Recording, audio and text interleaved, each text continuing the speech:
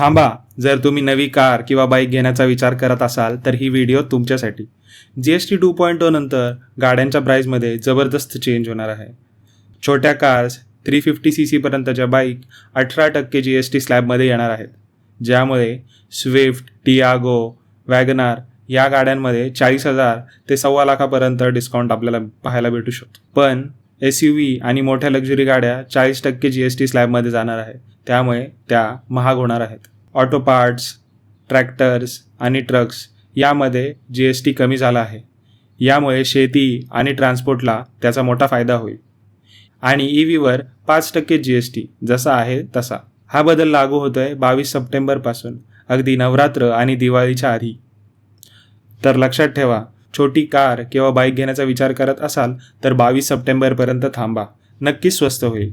पण मोठी SUV किंवा लक्झरी कार घेण्याचा विचार करत असाल तर लगेच घ्या, फायदेशीर ठरेल.